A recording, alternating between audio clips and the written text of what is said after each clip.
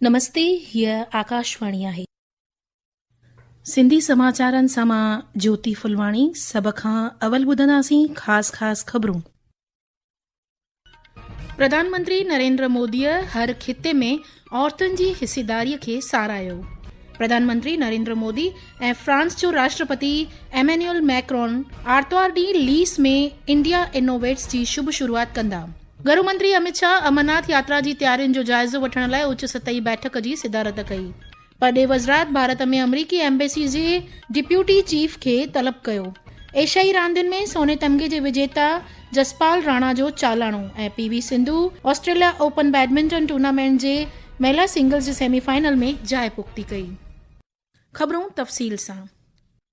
प्रधानमंत्री नरेंद्र मोदीअ चयो त गुज़िरियल 12 सालनि में सरकार औरतुनि लाइ हिकु साज़गार माहौल पैदा कयो आहे त जीअं इहे राष्ट्र जे निर्माण में पंहिंजे मुकमल सघ खे महसूस करे सघनि।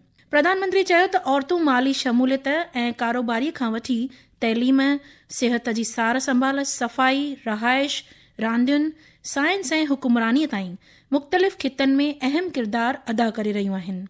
हिकु सोशल मीडिया जी पोस्ट में श्री मोदीअ चयो त ड्रोन तकनीक जहिड़नि उभरंदड़ खितनि में औरतुनि जी वधंदड़ शिरकत मौक़नि जा नवां रस्ता खोले रही आहे ऐं मुल्क में विकास जी मंज़र खे तब्दील करे रही आहे।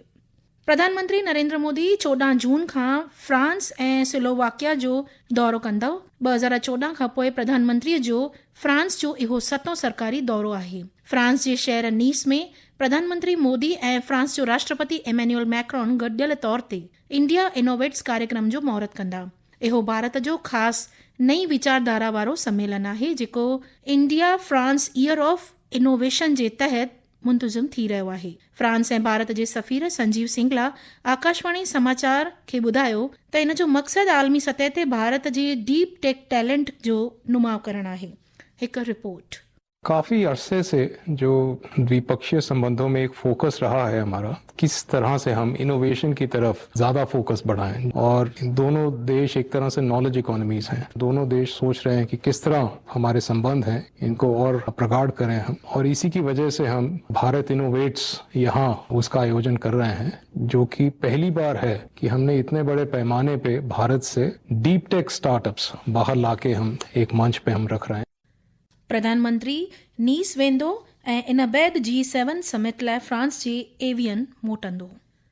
गृह मंत्री अमित शाह अॼु नई दिल्लीअ में हिकु आला सतही इजलास जी सिदारत कई, जंहिंमें श्री अमरनाथ यात्रा जी तयारियुनि जो जाइज़ो वरितो वियो। इजलास में army chief general Upendra Dwivedi, राष्ट्रीय सलामती सलाहकार अजीत डोभाल, जम्मू ऐं कश्मीर जे लेफ्टिनेंट गवर्नर मनोज सिन्हा ऐं CRPF, BSF, CISF, ITBP ऐं SSB जे डायरेक्टर जनरल शिरकत कई। अमरनाथ यात्रा 3 जुलाई ते शुरू थींदी ऐं 28 अगस्त ते पूरी थींदी। राष्ट्रपति साहिबा द्रौपदी मुर्मू अॼु 2 ॾींहनि जे दौरे ते देहरादून पहुती। इन जो स्वागत उत्तराखंड जे governor lieutenant general Gurmeet Singh, retire ऐं मुख्य वज़ीर पुष्कर सिंह धामीअ कयो। राष्ट्रपति साहिबा अॼु देहरादून में राष्ट्रपति निकेतन जो दौरो कंदी ऐं 132 एकड़ जे राष्ट्रपति पार्क जे निर्माण कार्य ऐं तरक़ियाती कम जो मुआयनो कंदी। ही ख़बरूं तव्हीं आकाशवाणीअ तां ॿुधी रहिया आहियो। वधीक ख़बरुनि जे लाइ तव्हीं असांजी वेबसाइट newsonair.gov.in खे फॉलो करे सघो था। इहे ख़बरूं तव्हीं असांजी YouTube channel air news Gujarat ते बि ॿुधी सघो था। सुप्रीम कोर्ट कांग्रेस अॻवान मीनाक्षी नटराजन जी उन दरख़्वास्त खे रद्द कयो आहे जेका हिन मध्य प्रदेश मां राज्यसभा जी उम्मीदवारी ख़ारिज करण ख़िलाफ़ दायर कई हुई। अदालत वाज़ह कयो त चूंड अमलदार जी संदसि नामज़दगी रद्द करण जे फ़ैसिले में सुप्रीम कोर्ट दस्तअंदाज़ी कोन कंदी। ध्यानु ॾियारियूं त चूंड अमलदार तेलंगाना में हिकु ॾोहारी मामले बाबति मालूमात लिकाइण जे इल्ज़ाम में मीनाक्षी नटराजन जी नामज़दगी रद्द कई हुई। राष्ट्रीय इम्तिहान एजेंसी NTA 21 जून खां थियण वारे नीट UG बर इम्तिहान जी वक़्त मयाद 15 मिंट वधाए 195 मिंट कई आहे। इहो इम्तिहान ॿिए 2 बजे खां शाम 5:15 बजे ताईं हलंदो। हिकु रिपोर्ट। संशोधित परीक्षा अवधि में अनिवार्य परीक्षा औपचारिकताओं के लिए आवश्यक समय शामिल है। एजेंसी ने कहा है कि ये सुधार पिछले कई वर्षों में उम्मीदवारों से प्राप्त प्रतिक्रिया के आधार पर किए गए हैं। इसके अलावा एजेंसी ने प्रश्न पत्र पुस्तिका के साथ दिए जाने वाली रफ शीट को 2 पृष्ठ से बढ़ाकर 4 कर दिया है। पुराने लेआउट के असुविधाजनक होने की प्रतिक्रिया के बाद कुछ छात्रों, विशेषकर बाएं हाथ से लिखने वाले छात्रों के लिए यह सुधार किया गया है। एनटीए ने कहा कि परीक्षा डिजाइन में छोटे छोटे सुधार भी एक महत्वपूर्ण परीक्षा के दौरान उम्मीदवारों के अनुभव पर सकारात्मक प्रभाव डाल सकते हैं। इसलिए निष्पक्षता और सुरक्षा के उच्चतम मानकों को बनाए रखते हुए परीक्षा प्रक्रिया को अधिक सुविधाजनक और उम्मीदवार अनुकूल बनाने के उद्देश्य से ये उपाय लागू किए गए हैं। इसके साथ ही उम्मीदवारों को सलाह दी गई है कि वे प्रवेश पत्र और सूचना बुलेटिन में दिए गए निर्देशों को ध्यानपूर्वक पढ़े और परीक्षा के सुचारू संचालन के लिए परीक्षा कर्मचारियों के साथ सहयोग करें। अमन यादव, आकाशवाणी समाचार, दिल्ली। सरकार रेस्के यानी रिटेल पेट्रोल पंपनि तां इदाराई ऐं औद्योगिक तोड़े तिजारती ग्राहकनि पारां ॿारण पदार्थ जी ख़रीदी करण ते रोक लॻाई आहे। सरकार चयो त उन्हनि खे पंहिंजी ज़रूरत जो पेट्रोल ऐं डीज़ल थोक विकिरो कंदड़ मर्कज़नि तां ख़रीद करणो पवंदो। परॾे वज़रात ओमान साहिली किनारे ते तिजारती जहाज़नि ते थियल हमलनि जो विरोध दर्ज करण लाइ अॼु भारत में अमरीकी एम्बेसीअ जे उप प्रमुख जैसन मीक खे तलब कयो। ध्यान ॾियारियूं त काल्ह हिक ॿिए जहाज़ ते हमिलो कयो वियो, जंहिंमें 22 भारतीय खिलासी मेंबर हुआ। वज़रात ॿियों भेरो कंहिं अमरीकी सिफ़ारतखाने खे तलब कयो। इन ई तरह जी हिक हमले में जहाज़ ते तैनात 3 भारतीय मारिया विया। ध्यान ॾियारियूं त पहिरियों इन्हनि खे लापता मञियो वियो हो।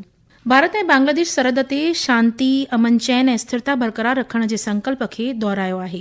सरहद सलामती दस्ते ऐं बॉर्डर गार्ड बांग्लादेश जे विच में डायरेक्टर जनरल जी 57वीं बॉर्डर कोऑर्डिनेशन कॉन्फ्रेंस 8 खां 11 जून ताईं नई दिल्लीअ में BSF हेडक्वार्टर में मुंतज़िम कई वई।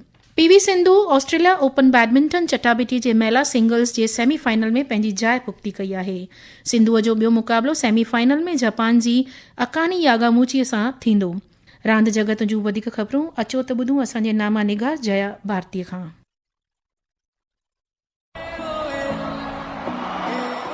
फीफा वर्ल्ड कप में दक्षिण कोरिया ने चेक गणराज्य को 2-1 से हरा दिया है। दक्षिण कोरिया का अगला मुकाबला सह मेजबान मैक्सिको से होगा, जबकि चेक गणराज्य ग्रुप ए के दूसरे मुकाबले में दक्षिण अफ्रीका का सामना करेगा।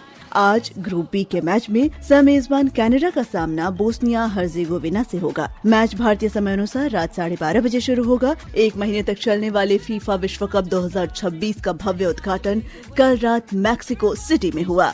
रंगारंग उद्घाटन समारोह में शकीरा और बर्ना बॉय ने टूर्नामेंट के आधिकारिक गीत दाई दाई से समा बांधा।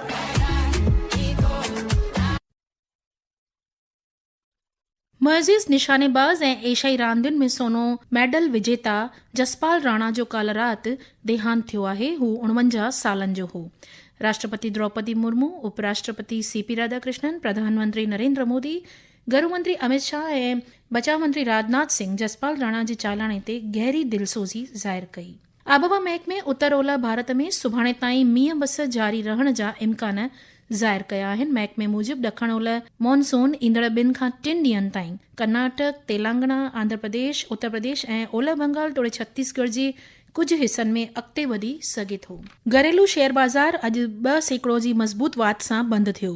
मुंबई शेयर बाज़ार जो सेंसेक्स 1695 पॉइंटुनि जे उछाल सां 75,528 ते बंदि थियो। गुजरात में गुज़िरियल साल थियल एयर इंडिया जी फ्लाइट AI-171 जे दुखदाई हादसे जे पहिरें वर्सीअ ते अॼु अहमदाबाद में प्रार्थना सभाऊं ऐं यादगिरी सभाऊं मुंतज़िम कयूं वयूं। इन दुखदाई हादसे में लॻभॻि 260 माण्हुनि जूं हयातियूं वयूं हुयूं। आख़िर में ख़ासि ख़बरूं हिकु बार ॿीहर ॿुधंदा। प्रधानमंत्री नरेंद्र मोदीअ हर खिते में औरतुनि जी हिसेदारीअ खे साराहियो।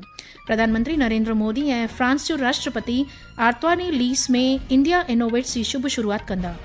गृह मंत्री अमित शाह अमरनाथ यात्रा जी तयारियुनि जो जाइज़ो वठण लाइ उच्च सतही बैठक जी सिदारत कई। परॾे वज़रात भारत में अमरीकी एम्बेसी जे डिप्यूटी चीफ खे तलब कयो। ऐं PV Sindhu Australia open badminton tournament जे महिला सिंगल्स जे सेमीफाइनल में जाइ पुख़्ती पई। ख़बरुनि जो इहो अंक ते पूरो थियो। नमस्ते।